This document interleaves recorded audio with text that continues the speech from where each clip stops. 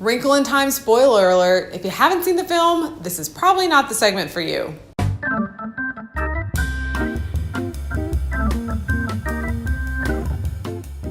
A Wrinkle in Time.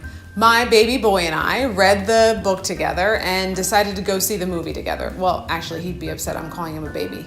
My young son and I went to see the movie together, and it was so beautiful. It wasn't like the book, but it never is, and who needs it to be? The colors were so vibrant. To see what you read on the page come to life was beautiful. And when I asked him what was his favorite part, he said everything.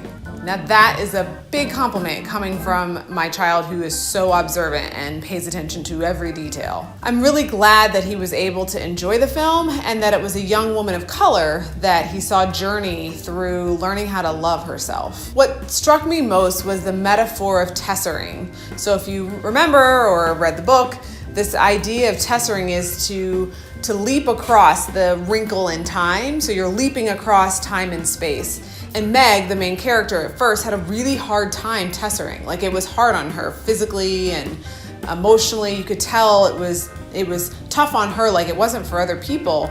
And it was this metaphor for her growth. So at first, she was almost fighting herself in the process as she leapt through time and space.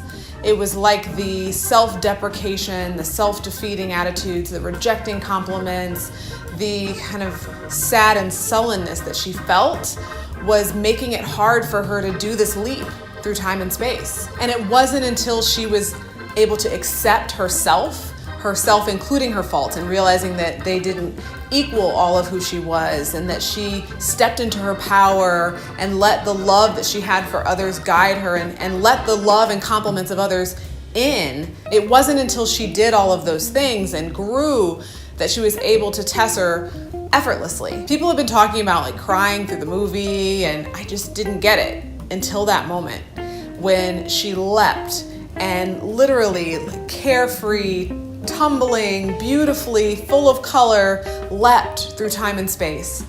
And it was, to me, that moment where all that she had accomplished and all that she had fought for, she was owning her own power. And with that presence, tessering was easy. And I cried. And I realized I was crying because what I hope for my own children and my own son that I was with is that he leaps through time and space in his life in a way that is guided by his love of other people and letting the love of others in, and by stepping into his power and understanding himself and his strengths and weaknesses. I wish that for everyone, that they could step into that and leap into that beautifully and carefreely, without apology. Just step into their greatness and leap into what's next in their life. I wish that for him, and I wish that for you. Her growth reminded me a little bit of my theory of psychological liberation, where we start to reject the negative ideas that we've taken in and appropriated and picked up about ourselves and create a new narrative about who we are. And to me, that was the arc of Meg's character. If you remember, she gets a few compliments about her hair, and at first she's not able to take it in and doesn't want to hear it and rejects it.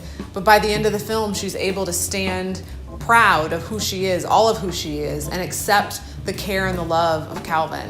And I think that the key was her not only owning her own power, but being in touch with the reciprocal love that she felt for others and that others felt for her.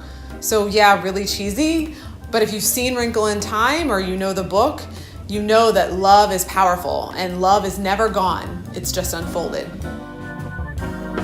Because she's tessering. When she tessers, it's like she's going through these ribbons in space and they're trying to wrinkle in time. Spoiler alert. Oh, silly.